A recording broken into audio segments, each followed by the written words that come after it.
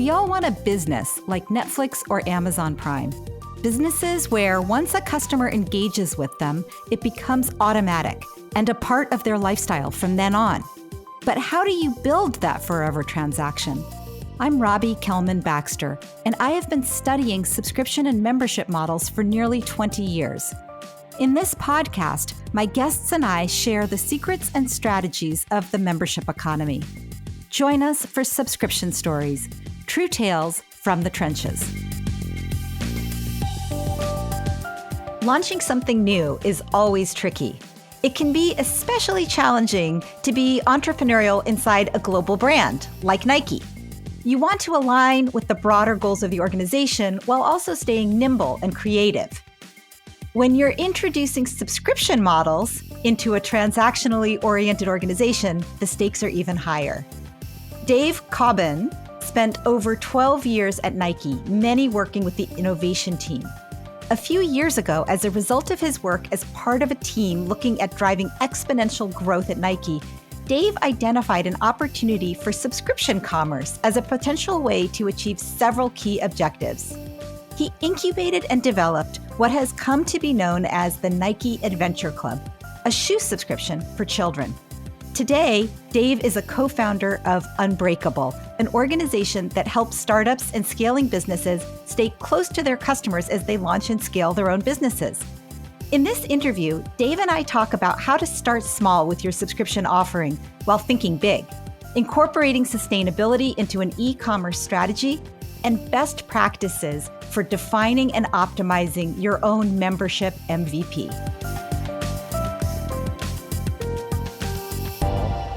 Welcome to the show, Dave. Hi, Robbie. How you doing? Good to be here. Really looking forward to our conversation today. Oh, me too. So I wanted to start by asking you if you could take us back. What was Nike's initial goal that led you to develop what has come to be known as the Nike Adventure Club? Yeah, so back in, I think it was around 2015 at what's called Strategic Planning Kickoff, Mark Parker was the then CEO of Nike, asked a question of his leadership team saying, well, okay, we're going to be a $30 billion company in the next few years. How are we going to double that in the next 10? And so that question sort of posed in a sort of really provocative way to the leadership team, made them start to think like, well, is it just going to be still selling shoes and shirts? And so at that time, we went away, took a year to kind of think about what possibilities could be. And having come from the sustainability world, which is where I started at Nike, I already had it in my mind about this kind of idea of subscriptions, because it's a way to build a relationship with a customer so that not only are you transacting, but also at end of life, you might be able to get those shoes and shirts back. And so we started to develop an idea around running, because at the time I was a runner and I knew that every sort of 250 miles or so, you might need to replace your shoe with a new one. And so that began a journey that ended up after quite a few pivots with a kids subscription business. I'm sure we'll talk a bit about how that was the innovation process, the lean innovation process that we went through.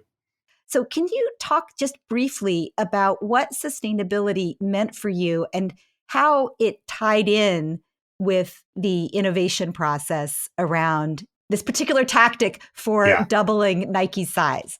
Yes, exactly. When I talk about sustainability in this particular instance, it is much more about the environmental sustainability side of it. Because at that time, we were really thinking about circular business models. Closed loop is another kind of buzzword that sort of exists around that, which is kind of the holy grail of environmental sustainability. The idea that you would sell a customer or give a customer access to a shoe or a shirt, and then at the end of life, when it's worn out, you would take that shoe or shirt back and turn it into something equally as valuable. Because downcycling, which is sort of, quite common now, and Nike's been doing it for 20 years with Nike Grind, we would take a shoe back and grind it up and it would be turned into sport courts or carpet underlay even. But it's really taking a valuable product and downcycling it. The true goal was to take a shoe and turn it into another shoe and another shoe and another shoe. And so in thinking about that, one of the hardest things about that, funnily enough, it isn't necessarily the materials design and the actual making of a product that can be recycled, is how do you get that shoe back at end of life? And myself as a runner, one of the classic examples, I would go in my cupboard and then there's the old shoes in there and you kind of go, what do I do with that kind of old shoe? And that was really the beginning. So that was, in a sense, the pitch that we made to Nike leadership team was kind of this idea of a subscription for runners. And we went out, as you do in all these kind of startup experiences, or even with the innovation process within a large company, go out and talk to runners. So we actually did a ton of interviews in Chicago, Dallas, New York, and Portland with runners. And what was really interesting is that the runners that had children, when we sort of showed them this kind of idea of a running subscription where you'd swap the shoes over when they're worn out, they kind of go, yeah, that's cool. But this would be amazing for kids.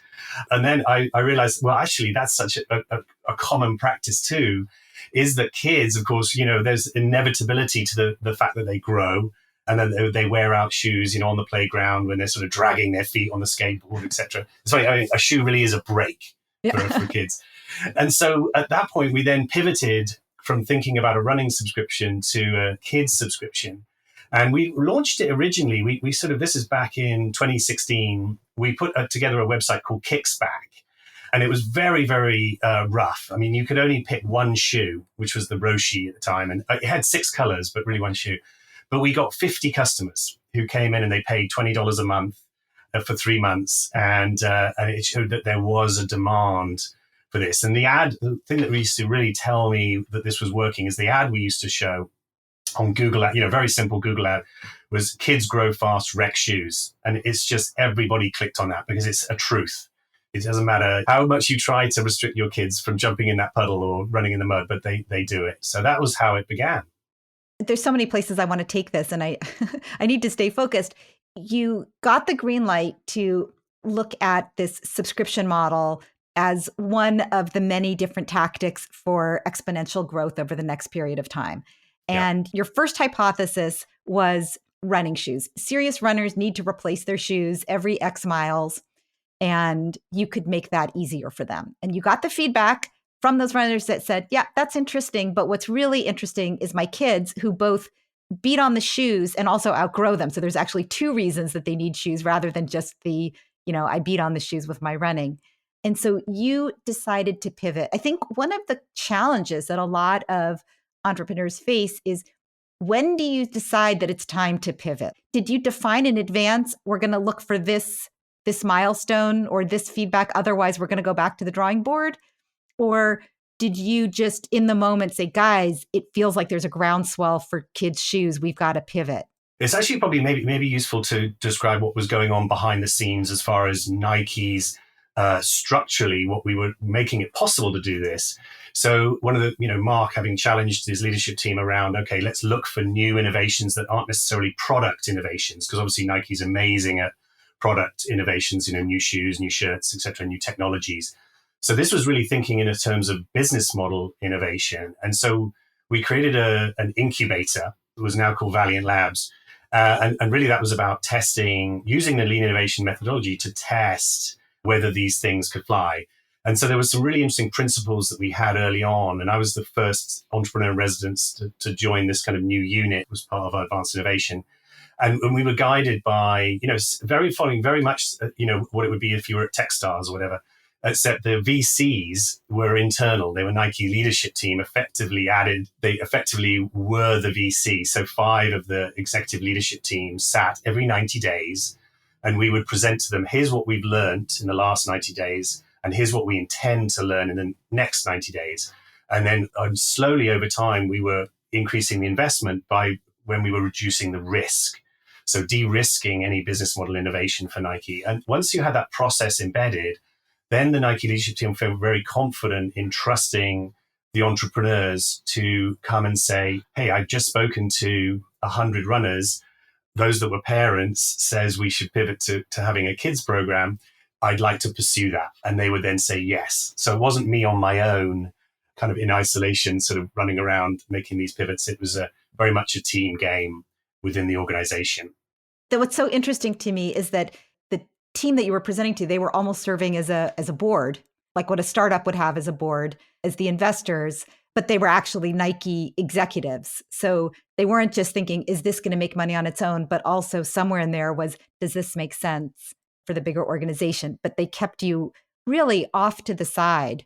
I talk in my books about this idea that when you're starting up inside a large organization, you're often off to the side, maybe with different rules, with different expectations, maybe lower resources. And then as you prove yourself, the organization is more and more confident about moving you towards the center, Yeah. giving the ability to use the brand machine, giving you access to manufacturing, giving you access to the customer base, giving you more money, all of Yeah. those things. Yeah, in fact, it was a brilliant serendipity at that time, Robbie, because Shoe Dog, the book, Phil Knight's sort of book of the history of Nike, had just been released. And of course, everyone was reading it. And it really told the story of how Nike was a startup, and the 9 years of pain that he had to go through before it became the Nike that's more familiar to people today. And so Mark Parker, who was, with Phil, he was one of the first employees of the company. When he first came down to this little warehouse that we'd hired in downtown Portland and walked in and saw the shoe boxes kind of lying all over the floor, it was like, oh my God, this is what Nike was like 45 years ago.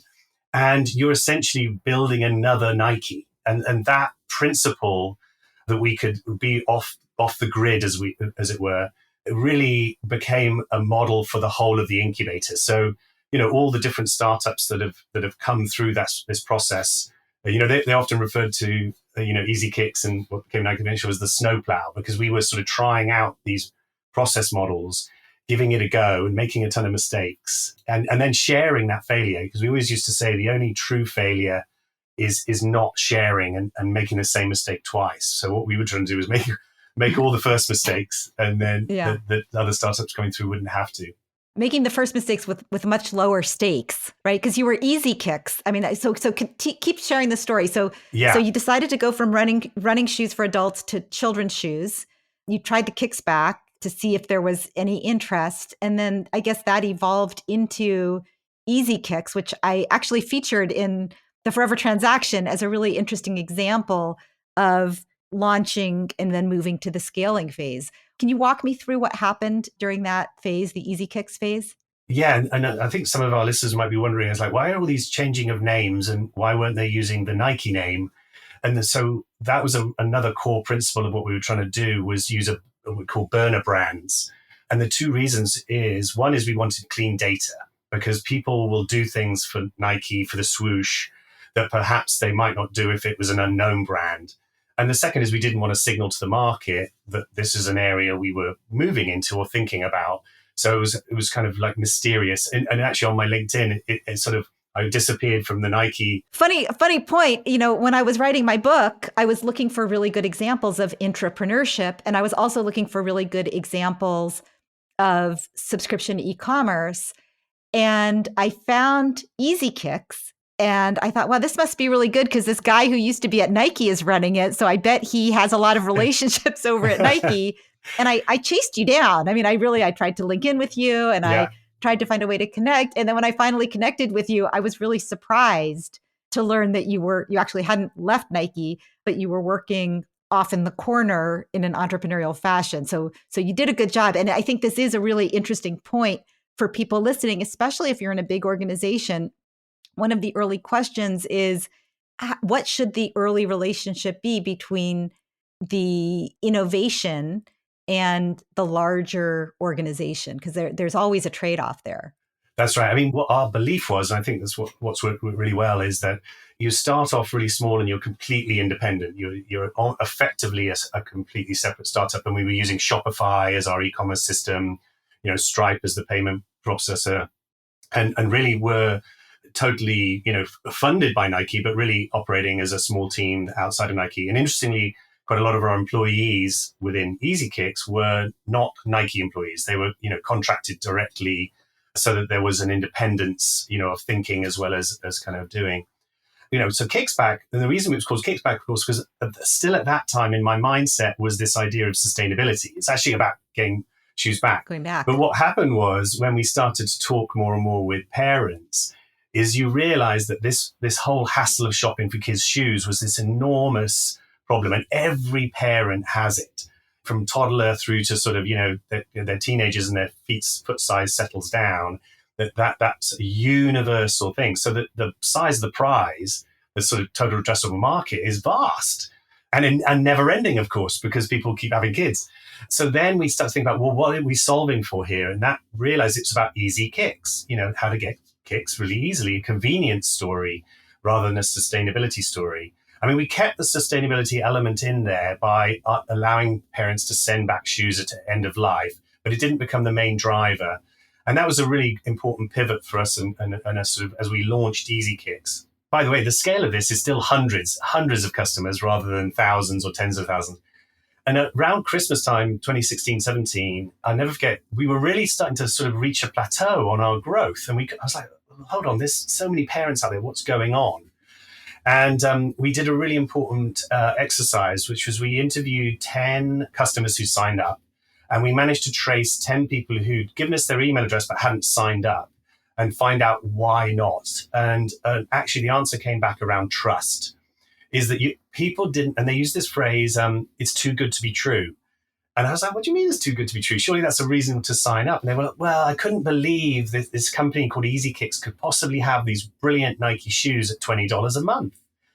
And of course, we were, trying to do discounting to sort of juice the numbers. And so they were like, this can't be for real. And then the people who had signed up would say, oh, I didn't believe I was actually going to get sent a pair of real Nikes. I thought it would be fake. And then they did. They were really excited. And of course, they were telling their friends, which was helping on the way. So at that point, we then added with Nike. So Easy Kicks with Nike. And on the website, we sort of said, we're the official, Nike is our official supplier of shoes. So not trying to indicate that Nike owns the brand, but is just a partner. And at that point, the growth exploded. And we jumped really from about 300 customers to 3,000 in the space of one summer through the summer 2017. And at that point, we really started to say, okay, we do have something here. We have a there. There's a there. So getting closer to product market fit. And at that point, Nike started to get interested. And then they came back with some really good, challenging questions, which is like, how do we make it really profitable? Because of the original model was very similar to people really familiar with MoviePass will recognize it was this $20 a month unlimited swaps. Because parents had originally told us that their kids need about 4 shoes a year. So if on an average shoe price was $60, so over the course of 3 months, that's $20 a month. And what happened was that people, as they received the boxes and they really got excited by it, they started to swap faster and faster and faster. And then we started to see this pattern emerge. About a third of our customers were swapping monthly, a third was swapping every 60 days, and a third was swapping every 90 days. So it made us realize that we had to pivot the pricing plans to accommodate this kind of almost time-based approach. And that allowed us to say $20 a month will buy you 4 shoes a year, $30 a month will buy you 6 shoes a year. And if you really want to get a new shoe every month for your kid, which 10% of our customers did, by the way, we said it was $50 a month. So we gave them a little discount because they were going to give us $600 a month, which is, from a lifetime value point of view, awesome. And that was what we started to realize, is that looking at the KPIs, is that people are sticking with us on average about sort of 16 months. So the LTV on that, is nearly $1,000 for some of our most expensive customers. Is really, really good. So I want to break this down. $600 a year, which is fantastic for that 10% group. They almost have a different objective, though. Like when I think about a Forever Promise, your initial Forever Promise was really never have kids outgrow their shoes, never have kids destroy their shoes and not have another pair ready to go. But for some of these parents, there was this other promise that they wanted, which was around maybe fashion or variety or status in some other way. And I feel like this is another one of those big moments of inflection for a lot of organizations. At what point do you decide that you need to have multiple tiers, multiple offers for different segments? Yeah, you've really pointed out something brilliant, Robbie, because one of the other key things I would say to any corporate innovator out there is constantly be looking at your personas. Who are the early adopters? What's their profile? And what problem are you solving for them? So as you point out, originally it was a convenience-based business. So at $20 a month to get 4 shoes a year was plenty enough. But what had happened was people had seen and got excited about the idea of having more for their kids. And what was really interesting when we looked at that persona is that the majority of the people that were in that 10% bracket were men. And actually they were sneakerheads. And so they are themselves, as adults, buying shoes for themselves on a monthly basis. And of course, they wanted their kids to come along on that journey too. There's quite a big phenomenon around mini me. So the adults and the kids have kind of matching shoes going on. So yes, there was almost a complete. You could almost say there was a completely a second business opportunity, actually, because one of the other things they asked us was, well, could we have more Jordans? More of what they call the high heat sneaker. So you could almost have a premium tier, which is shoes that might be retailing at $150 instead of $60, having a plan for that. So that was we didn't pursue that because we felt that the larger market opportunity is in the general convenience sort of sector. But having alternative plans also not just solves problems for different audiences, it also helps reference. So $20 a month, and there was this crazy phrase that we'd heard, this idea of just a dub. $20, it's just a dub, which is, it's just a small amount of money that every month you almost don't think about. And having a $50 a month plan made you kind of realize, oh, well, I'm actually, this is very reasonably priced. And people would often say that they would come back and say it's very affordable. And we were sort of, but actually $20 a month, you're paying the same price for the shoe as if you would pay $60. But the fact that it's broken down, $20 makes it seem affordable. And so it's perceptual really than reality. But again, you sort of learn these things along the way, and they start to then inform you to how you lock those kind of insights into the actual plan itself. And we always have this kind of phrase, Robbie, like we're always in beta. We're always evolving. You never know whether you're going to, that's not the final solution. You never get to that final solution. You're always just evolving and adding value along the way. I love that you said that, because I wanted to really focus this episode around getting to MVP, finding product market fit. And what I think is really interesting is that you continued to raise the bar on what product market fit looked like, layering in more value over time. And I think about this a lot, that you said at the beginning that this innovation wasn't so much about the kind of innovation Nike usually did, which was innovating around shirts or shoes, some kind of technical innovation. This was really about innovation of a business model. And I think a key element of a subscription-based business model is that the offering has to improve all the time, not just as a headline benefit, that is what gets someone to sign up, but for the people that are already there, it has to keep improving. So I'd love if you continued us on this journey. So you're still Easy Kicks. You're learning about your customers. You've expanded the number of tiers. You've maybe limited what certain tiers get to manage for profitability. What was the next phase for you? Yeah, the key word is all about retention. And as you know, subscription sort of lovers obsess about loyalty and retention. That's the key KPI that you're sort of searching for along the way. And, I was really lucky is that we brought on board a lady called Dominique Chautel, and she became what we dubbed our chief happiness officer. And really her remit and her team was to try and understand, how do we improve retention? And she developed this brilliant sort of formula that we started to use, which is retention is a factor of three things. Firstly, great acquisition, actually. And what we started to realize is, for example, people we brought on, if we'd done some discounting, weren't always the best retainers. They weren't as loyal. The second element is around frictionless service, is basically do all the things that are expected of you really well. So the packages should turn up on time. The boxes should be well packaged. The shoes should be clean, et cetera, et cetera. It should be easy to order. And then the third element is around what calls surprise and delight, which are those things that, the customer, when they receive the box or when they're having an experience or customer service interaction, there's a little magic involved that makes them feel really good and really special. And one of the sort of values that you and I have talked about before, Robbie, is around generosity. They're giving you an awful lot as part of a relationship. And so being generous back is a really important part of how you retain people, how they stick. And one of the things also Dominic did was, we were still as Easy Kicks, but this idea of, and she's got two daughters, and what is putting in some activities for kids to do in their shoes. And we sent it out, just put it together, very, cartoonish, sort of little stapled together kind of thing. And the reaction was visceral. The mums loved it. The kids loved it.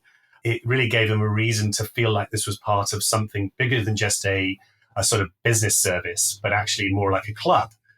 And so that really helped us as we started to think about transitioning from Easy Kicks into the core itself. And of course, this is again a huge part of the journey.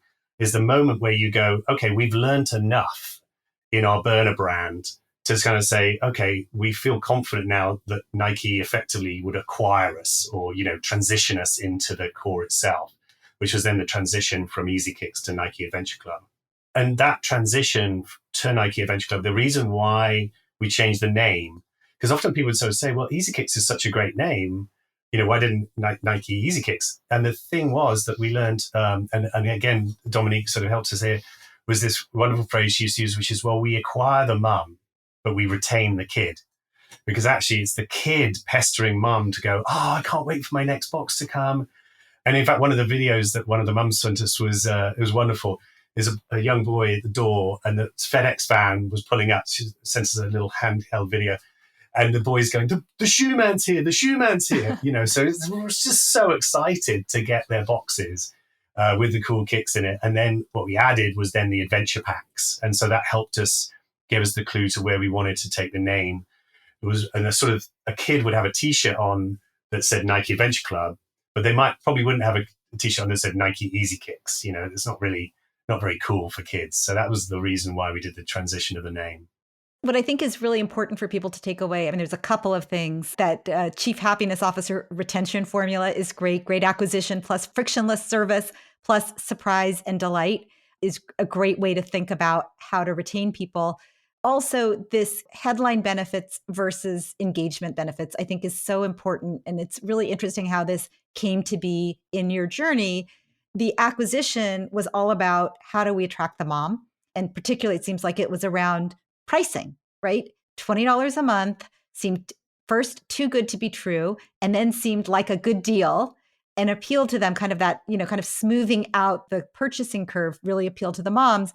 But then you layered in the engagement benefit for the kids with the adventure packs. So I think that's really important, that balancing of acquisition benefits and engagement retention benefits. And also it's interesting that was the moment, or that was one of the key things that pushed you over the edge into being more officially part of Nike and using that new brand. So that's really interesting. Now, I had a question for you. A couple of times you've talked about the sneakerhead parents. You talked about this possibility for the, originally it was a running club idea and it became a kids club idea. Did you ever think about indirect benefits to Nike, especially as you're making this transition into being more officially a part of Nike? A lot of organizations invest in subscription initially because they see it. Maybe there's direct revenue, but it's also a relationship building tool. It's also a relationship expanding tool, reaching new markets. And the real payoff isn't going to come from the subscription fees. It's going to come from dad buying shoes to keep up with his kid, or buying your clothes to go with your running shoes because you're already getting everything from Nike. Yeah. How did that play in, if at all, especially with your board of advisors? Yeah, it's a great call, Robin. I'm sure a lot of other corporate innovators will have this too, which is, if I take Nike as an example, there were different groups within Nike that we would interact with. So, for example, Nike Kids, that team itself were really, really interested, not just in the financial benefits, but also the fact that you're, from 2 years old, potentially these kids are never wearing any other shoe except Nike. So you're really building a brand loyal lover from such a young age that you're going to be reaping the benefits of that for decades. And so that was a really important part for them around that. And that's why they were very much really fans of the whole adventure pack stuff, because you're teaching also kids to move, getting them active, playing is such an important thing as well. And then, of course, COVID only exacerbated that enormously. So it wasn't just about the financial side of things, although, when we were presenting to the executive leadership team, tell me about lifetime value. And one of the big comparisons that was really interesting to make was what a typical subscriber is different from a transactor, and actually trying to for example, parents generally would be buying 4 shoes a year. And generally they'll, maybe if Nike has a sort of 50% market share, it's getting half of those sales. Well, with Nike Venture Club, you're getting all of those sales. And so that was a really powerful KPI that people got very excited about. The other thing, of course, is that it's the knock-on effects of like, well, if I have a relationship with this person, then communication is much greater. We had a sort of 34% open rates on emails. So if we're sending them a communication, say, hey, mum, would you like something? Or do you want socks with that? Or, you can start to see it's really, and that's why I love about this, this whole area of membership and subscriptions is around the relationship. And your generosity will beget generosity from the customer as well. So there are all these knock-on benefits that aren't just related to the gross margin or EBIT, for example. Talking about also the financial short and long-term benefits, and also the more mission-driven benefits around building trust and alignment around impact on the world or impact on your life. We started with talking about sustainability. Did sustainability kind of continue to weave its way through, or was that something that you kind of left to the side? No, we kept it going all the way through, not only because we really care about making an impact, a positive impact on the planet, but actually because parents wanted it. There was a problem that needed to be solved. And the best way I can describe it is by saying that, or describing the times that I used to go and visit parents in their homes. And one of the things I would often say towards the end of our interviews was, can I have a look in your closet? Or can I have a look in your garage? And people would open the closet and out would pour just shoes and all kinds of things, to the point where I was looking in a house in New Jersey, and I said to she had two sons. And I said, well, you've got a little girl's shoe here. And she said, well, now that's my daughter. She's at college. And I was like, but look, it's like you've had this one little girl's shoe. And it's like, I know, I keep meaning to go to Goodwill, but, and there's a guilt. There was a sort of guilt building up, which is, I don't know what to do with all these old shoes. And the great thing about Nike Grind is that we could take any shoe and grind it up. And so what we did is we pivot from asking people to return every single shoe as they bought a new shoe. So it used to be a sort of one in, one out model, which was hard for the customer to organize, but also expensive for us from a shipping point of view, is to send them out a big bag, and we do a shoe drive twice a year. And they would just put this bag in the closet, fill it all with the old shoes, then zip it up and send it back to us, around Earth Day and then around Thanksgiving were the 2 times a year that we did the shoe drives. And so it was still there and very convenient, much more convenient for parents to do it like that. The other element as well, Robbie, is, again, when you're listening to the customer, you're responding to that. So, for example, last year with the social justice issues around George Floyd, one of the things that we did is, again, surprise and delight. We sent some communication out around how to talk to your kids about race. The majority reaction was very, very positive. I mean, there were people who complained about it. And it was like, well, you've got to make a stand. But the majority of our customers were really reacted positively to that. So when I think of sustainability, it might not always be environmental sustainability, but also social justice and community impact as well. And that, again, that comes from just being responsive, listening to the customer, understanding what their needs are, and then having the sort of bravery to just go, let's give it a go. Let's try it. That always in beta approach, which is so necessary for subscriptions and membership. Always being in beta mode means that you never have all the answers. And I know that one of the things that you did in this process is you reached out to other entrepreneurs, other people that were building entrepreneurial new businesses inside larger brands. And I'm interested in, first of all, how was that process of reaching out to people? And second of all, what did you learn from that effort? Because I often encourage my clients to do that, to reach out to other similar companies with similar challenges, but they rarely do it, just to be totally honest. I am obsessed about this, Robbie. This is like, this is where the joys of LinkedIn is so good, is that I would often go into LinkedIn and search like retention or, membership or things like that, and just see what pops up and people's names. And I would reach out to them and say, hi, my name is Dave.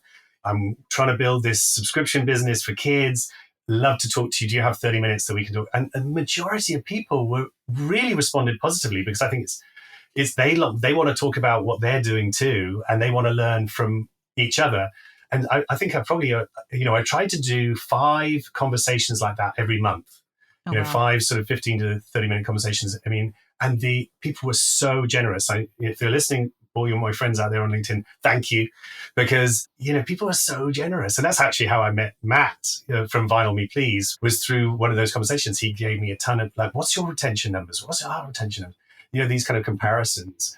We had this really interesting little group conversation going on around is it debit card? Are they debit cards or credit cards, or all these little insights about how people pay for subscriptions, which is really useful for you. The corporate innovation, other folks that are doing this in other corporates, one of the big ones that I talk a lot about that everyone goes to is the innovator's dilemma, which is this when we were working on Shopify and Stripe, but obviously Nike's core tech stack is, massive enterprise sort of scale.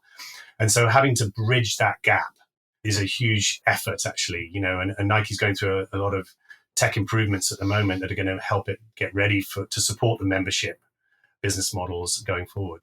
Great book, by the way, The Innovator's Dilemma by Clayton Christensen, for those of you who are looking for something juicy to read, thinking about subscriptions, memberships, new businesses. So you're moving on from Nike after, I think, 13 years. Yeah. And you and Matt Fiedler, who was a guest earlier this season from Vinyl Me Please, are starting a new organization called Unbrkble. Can you tell me about the problem that you're trying to solve with Unbrkble? The simple answer is, how do you actually go out and build or you evolve a subscription business that is going to be successful? And so we bring in the practices that we've done. Matt's done them in the wild. I've done them within the corporate innovation work. We have the practical expertise of having done it.